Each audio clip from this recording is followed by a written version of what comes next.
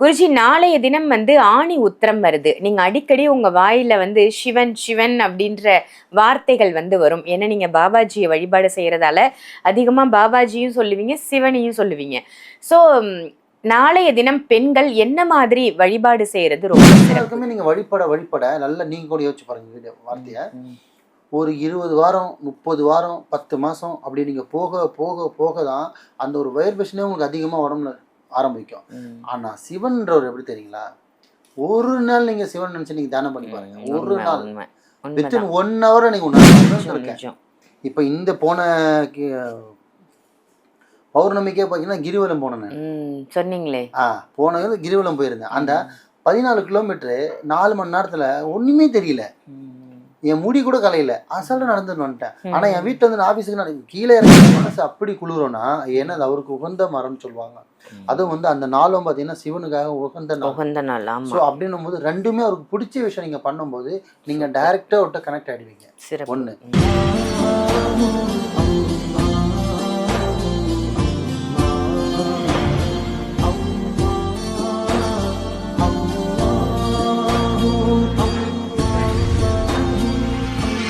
மறுஜென்ம நேயர்கள் அனைவருக்கும் அன்பான வணக்கங்கள். புழல் காவாங்கரை ட்ரிபிள் டவர்ஸ்ல இருக்கக்கூடிய மாலிக் குருஜி அவர்களை தான் சந்திக்க வந்திருக்கோம். வணக்கம் குருஜி. வணக்கம் குருஜி. நாளைய தினம் ஆணி உத்திரம் வருது. நீங்க அடிக்கடி உங்க வாயில சிவன் சிவன் அப்படின்ற வார்த்தைகள் வரும். ஏன்னா நீங்க பாபாஜியை வழிபாடு செய்யறதால அதிகமா பாபாஜியும் சொல்லுவீங்க, சிவனையும் சொல்லுவீங்க.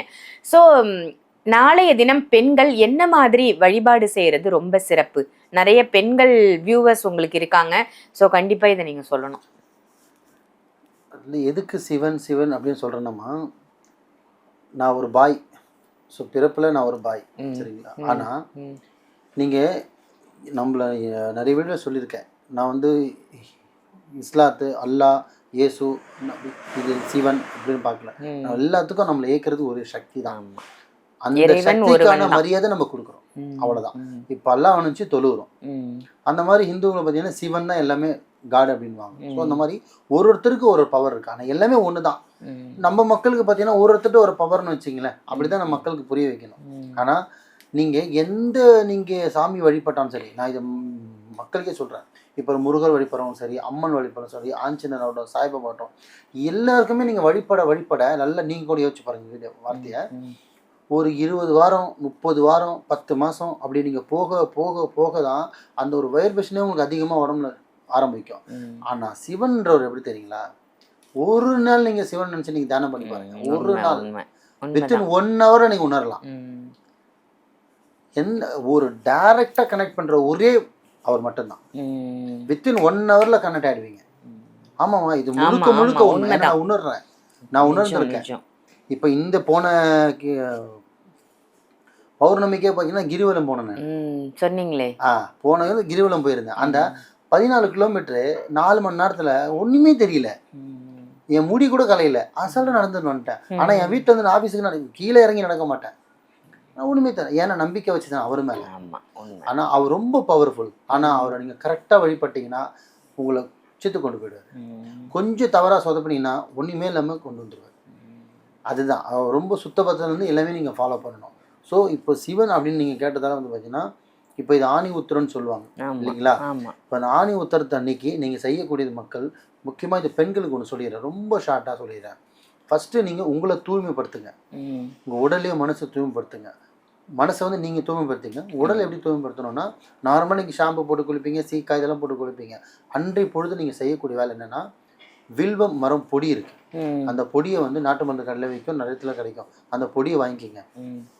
அப்புறம் மருதாணி பொடி வாங்கிக்கிங்க, 2 விஷயம். அப்புறம் இந்த சோத்துக்காத்தால ஜெல் இருக்கு பார்த்தீங்களா, அதை வாங்கிக்கிங்க. இந்த 3மே மிக்ஸ் பண்ணிட்டு தலையை வந்து ஒரு 10 to 15 நிமிஷம் ஊற விடுங்க. ஊற விட்டுட்டு அதுக்கப்புறம் சுடு தண்ணி குளிச்சிருங்க. குளிச்சுட்டு இது வந்து நீங்கள் உங்களை தூய்மைப்படுத்துறீங்க, முடிஞ்சிச்சா? அதுக்கப்புறம் என்ன செய்யணும் குருஜின்னு கேட்டிங்கன்னா, அதுக்கப்புறம் அதே வில்வ மரம் பவுடர் பொடி யூஸ் பண்ணிங்க பாருங்க. அதே வில்வ மரத்தை அதுதான் நீங்கள் அன்றைக்கி வழிபட போகிறீங்க. எப்படி வழிபட போகிறீங்கன்னா, இப்போ உங்கள் வீட்டில் இருக்க வில்வ மரம் உங்கள் வீட்டில் இருக்குது, இல்லை பக்கத்தில் இருக்குது, இல்லை உங்கள் தெருவிலே இருக்குது, இல்லை நீங்கள் வசிக்கிற கோவிலில் இருக்குது, சிவன் கோயில் இருக்குன்னு வச்சுங்க. அப்போது சிவனுக்கு உகந்தது தான் வில்வ மரம். வில்வ ஆமா மரம். ஆமா ஸோ அப்போ என்ன பண்ணணும்னா அந்த வில்வ மரத்துக்கு போயிட்டு கரெக்டாக ஒரு பெரிய மரமாக இருந்தால் ஒரு 3 குடம் தண்ணி ஊற்றி ஃபஸ்ட்டு வந்து நீங்கள் நார்மலாக நீங்கள் வாஷ் பண்ணுற மாதிரி பார்த்தீங்கன்னா அதை அபிஷேகம் மாதிரி நீங்கள் பண்ணிடணும் வில்வ மரத்துக்கு. வில்வ மரத்துக்கு. அதுக்கப்புறம் பார்த்தீங்கன்னா ரொம்ப வேணாம், உங்கள் வசதி பொறுத்து இருக்கு. ஒரு சொம்பு பாலோ இல்லை ஒரு 2 சொம்பு பாலோ, இல்லை நல்ல வசதி இருக்கா ஒரு குடம் பால் கூட வாங்குங்க, தப்பு ஒன்றும் இல்லை. வாங்கி அந்த வில்வ மரத்தை சுற்றி ஃபஸ்ட்டு தண்ணியில் 3 குடம் தண்ணியில் வாஷ் பண்ணிவிட்டு அப்புறம் பால் அபிஷேகம் மாதிரி பண்ணிட்டு உங்களோட வேண்டுதல் என்ன இருக்கும், இது சிவனுக்காக நான் செய்யறேன்னு சொல்லிட்டு மனசுல வேண்டிக்கிட்டு உங்களோட முழுமையான ஆத்மாத்மா செஞ்சு பாருங்க. அப்படி ஒரு ரிசல்ட் வரும் அன்னைக்கு. அவர் மனசு அப்படி குளிரோன்னா, ஏன்னா அது அவருக்கு உகந்த மரம்னு சொல்லுவாங்க. அதுவும் வந்து அந்த நாளும் பார்த்தீங்கன்னா சிவனுக்காக உகந்த நாள். ஸோ அப்படின்னும் போது ரெண்டுமே அவருக்கு பிடிச்ச விஷயம் நீங்க பண்ணும்போது நீங்க டைரக்டா அவர்கிட்ட கனெக்ட் ஆயிடுவீங்க. ஒண்ணு, நான் இல்லை குருஜி இப்போ நான் மரம் என்னால் நட முடியல, என்னால் அந்த அளவுக்கு வசதி இல்லை அப்படின்னா, நீங்கள் உங்கள் தெருவிலேயே எதனா ஆல்ரெடி இருந்ததுன்னா அங்கேயுமே நீங்கள் அதை வழிபடலாம். கோவிலுக்கு போய் தான் வில்வ மரத்துக்கு வழிபடணுமான்னு கிடையாது. உங்கள் தெருவில் இருக்கா, நீங்கள் அசிங்க பார்க்காதீங்க, பண்ணுங்க. பக்கத்து வீட்டில் இருக்கா, பர்மிஷன் வாங்கி பண்ணுங்க. உங்கள் வீட்டில் இருக்கா, பண்ணுங்க, தப்பு இல்லை. இல்லைங்க வில்வ மரம் என் தெருவிலே இருக்கு, இல்லை விற்கிது, நான் வாங்கிட்டு போய் நடுறேன்னா அது வாங்கிட்டு போய் சிவன் கோயிலில் ஓரமாக இருந்தது இடம் இருந்தால் பர்மிஷன் வாங்கி உங்கள் கையால் அந்த இடத்துல பள்ளம் எடுத்துட்டு நான் சொன்ன மாதிரி கொஞ்சம் தண்ணி ஊற்றிட்டு அந்த இடத்துல பாலை கொஞ்சம் ஊற்றிட்டு வில்வ மரத்தை நட்டுருங்க. நீங்கள் உங்களுக்கு என்னென்ன வேண்டுதல் இருக்கோ அனைத்து வேண்டுதலை வேண்டி நட்டு பாருங்க. அந்த மரம் வளர வளர வளர நீங்கள் வளர்ச்சி அடைவீங்க. இது 100% 100% உண்மை. முழு நம்பிக்கையோட பண்ணுங்க, அறநம்பிக்கையோட பண்ணாதீங்க. வழியும் படலாம், வெளியில இருந்தாலும் வழிபடலாம், நீங்கள் நடுவும் செய்யலாம். ஆனால் நீங்கள் நட்டு பாருங்க, அது வளர வளர ஒரு சிவன் கோயில்ன்றதே ஒரு பாக்கியம். அது உங்க கையால வில்வ மரத்தை புதைக்கிறீங்க, அதுவும் பால் தண்ணி ஊற்றி வாஷ் பண்ணிட்டு பால் ஊற்றிட்டு அபிஷேகம் மட்டும் மரத்தை வளர்க்குறீங்க. அப்போ எவ்வளோ டைரக்டா உங்களுக்கு வரன் மட்டும் இதை மட்டும் முழு நம்பிக்கையோட பண்ணி பாருங்க, நல்ல ரிசல்ட் வரும். நல்லதே நினைங்க, நல்லதே செய்யுங்க, நல்லதே நடக்கும்.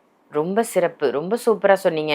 வில்வ மரத்திலேருந்து வரக்கூடிய அந்த வில்வ இலைகளால தான் நம்ம சிவனுக்கே அர்ச்சனை பண்றோம். அப்படிப்பட்ட வில்வ மரத்தையே நம்ம வழிபாடு செய்யும் போது நீங்க சொன்ன மாதிரி சிவபெருமான் மனசு குளிர்ந்து நமக்கு தேவையான எல்லாத்தையும் வளர்ச்சியும் கொடுப்பாரு. கண்டிப்பா இது உண்மையான விஷயம். எல்லா பொதுமக்களும் இதை நிச்சயம் செய்யணும். நல்ல பதிவு. நன்றி குருஜி. நன்றிம்மா.